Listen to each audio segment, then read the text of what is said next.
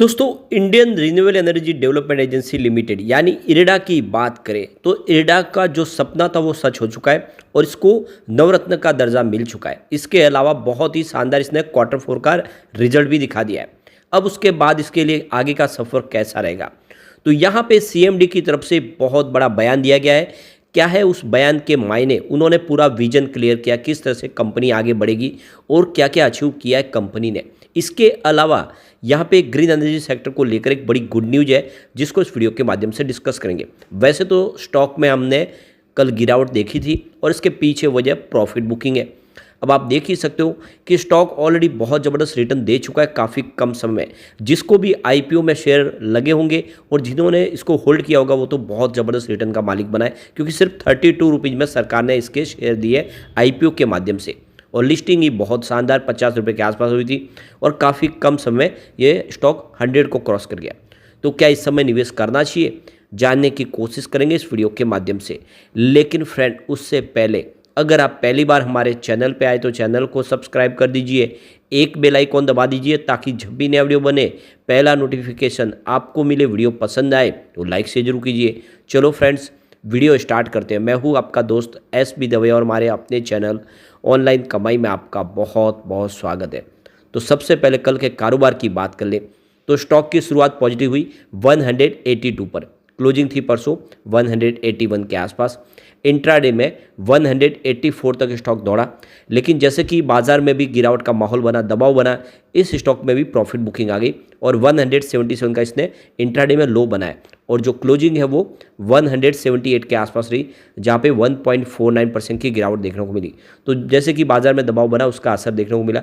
लेकिन इस गिरावट के माहौल में भी जो सबसे अच्छी गुड न्यूज रही कि एफआई और डीआई दोनों ने ही बाजार में खरीदारी की, दोनों ही बाजार में पॉजिटिव बायर थे, जिससे हम कह सकते हैं कि अभी बाजार हमारा लंबी रेस के लिए तैयार है। जल्दी बड़ी गिरावट की संभावना नहीं दिख रही है। अब इसकी परफॉर्मेंस को देखें तो 24 अप्रैल को स्टॉक 166 के आसपास था, जहां पे 0.8% की गिरावट हुई। 25 अप्रैल को स्टॉक की क्लोजिंग 167 के आसपास रही, 0.4% की तेजी के साथ। अगर हम बात करें 26 अप्रैल की तो क्लोजिंग 170 के आसपास रही, जहां पे हमें 2% की तेजी देखने को मिली। और 29 अप्रैल को स्टॉक ने कमाल कर दिया, सीधी क्लोजिंग 181 के आसपास रही, जहाँ पे हमें 6.3% की बम्पर तेजी देखने को मिली। तो शानदार तेजी के बाद आप देख सकते हो कि 30 अप्रैल को हमें प्रॉफिट बुकिंग देखने को मिली। तो पिछले 2-3 ट्रेडिंग सेशन में अगर आप देखें तो जो तेजी है वो लगभग 10% के आसपास थी और उस वजह से यहाँ पे हमने प्रॉफिट बुकिंग देखी है। अब आप देख ही सकते हो इस बार जो रिजल्ट है बहुत ही शानदार है। क्वार्टर फोर का रिवेन्यू कंपनी का 483.47 करोड़ के आसपास रहा, जहाँ पे 9.3% की ईयर ऑन बेसिस पे शानदार जंप देखने को मिली। नेट इनकम 337.38 करोड़ के आसपास रही, जहाँ पे 33.03% की ईयर ऑन बेसिस पे हमें बढ़त देखने को मिली।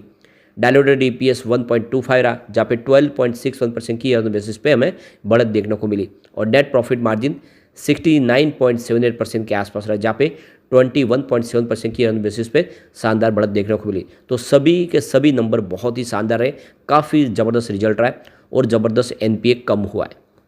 अब इस रिजल्ट के बाद सीएमडी प्रदीप कुमार दास की तरफ से जो नया बयान दिया गया है, जो उन्होंने इस इंटरव्यू के माध्यम से कहा है, उसमें उन्होंने कहा है कि आप देखो कि लास्ट 12 क्वार्टर से हम जो रिजल्ट दिखा रहे वो डबल डिजिट में दिखा रहे और जो अलग गवर्नमेंट कंपनियों से इस तरह से अपेक्षा नहीं की जा सकती है कि इस तरह से बेहतर रिजल्ट दे, उससे शानदार हमने रिजल्ट दिया है।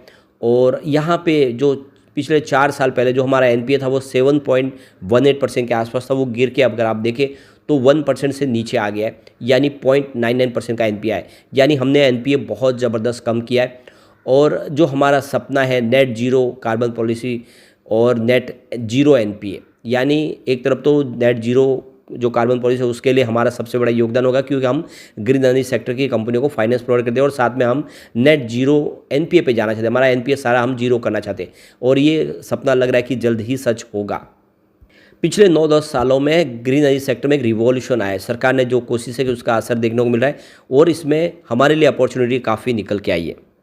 अब जो हमारे लिए जो सबसे बड़ा माइलस्टोन अचीवमेंट है कि हमें नवरत्न का दर्जा मिल चुका है सरकार की तरफ से और इससे हमें बहुत सारा फ्रीडम मिला है। हम अपने कारोबार को अपने हिसाब से आगे बढ़ा पाएंगे और साथ में इंडिया के अलावा डोमेस्टिक मार्केट में तो हम अच्छा करेंगे, लेकिन ग्लोबल मार्केट में भी हम दूसरी सब्सिडीज कंपनी बना के, जॉइंट वेंचर्स बना के अपने बिजनेस को आगे बढ़ा पाएंगे।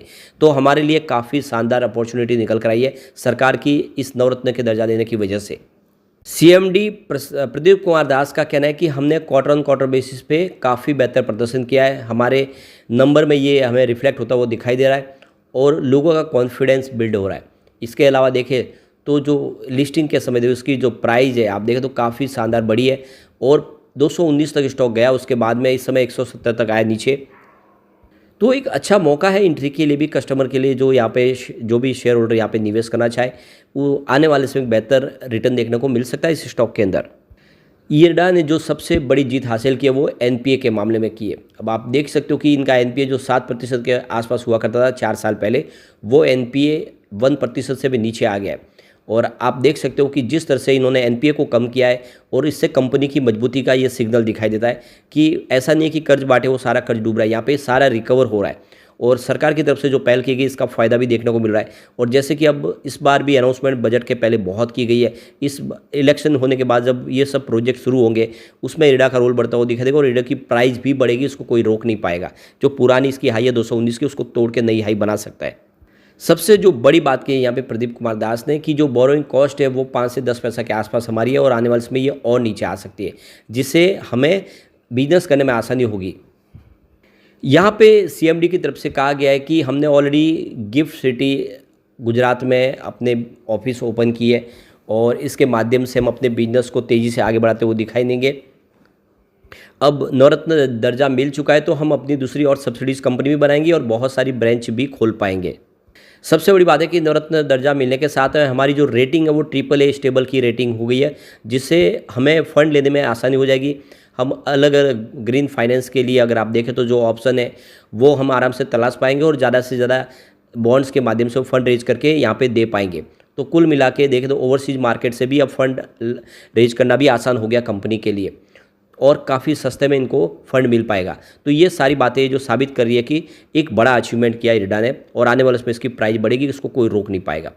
एक बड़ी अपडेट और निकल के आ रही है, साउथ इंडिया जो इंडिया का सपना है 2030 तक 500 गीगावाट की कैपेसिटी को पाने का, जिसमें सबसे बड़ा योगदान साउथर्न इंडिया का हो सकता है। वहाँ से जो रिपोर्ट निकल के आ रही है वो कह रही है कि वहाँ पे तेज़ी से इसमें वृद्धि दिखाई देगी, इंस्टॉल कैपेसिटी बढ़ती हुई दिखाई देगी।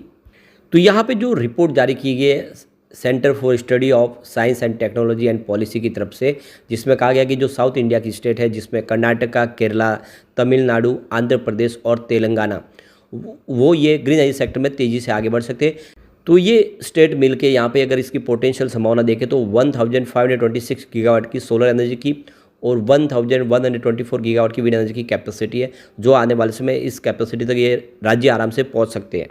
तो इस कैपेसिटी को पाने के लिए जो 2030 तक ले जो पैसे की जरूरत पड़ेगी तो करीब 9245 करोड़ रुपीज़ की जरूरत पड़ेगी, जिसके माध्यम से इस टारगेट को अचीव किया जा सकता है। ये जो साउथ की कंट्रीज़ है जो स्टेट है वो ये टारगेट आराम से अचीव कर सकते हैं। ये बात है कि यहाँ पे सोलर रूफटॉप के लिए जिस तरह से सरकार ने योजनाएं बनाई है उसका फ़ायदा भी आते हुए समय में देखने को मिलेगा और ये सारे राज्य इस समय तेज़ी से आगे बढ़ने को तैयार है। ऐसे में इरडा के लिए बहुत बड़ा यहाँ पे रोल दिखाई देगा। ऐसे में लॉन्ग टर्म इन्वेस्टर के लिए भी बहुत अच्छा मौका है कि इरडा में निवेश करें। इरडा आने वाले समय आपके निवेश को इस लेवल से कई गुना बढ़ाने की ताकत रखता है अगर आप इसको 5 से 10 साल के लिए होल्ड करें तो।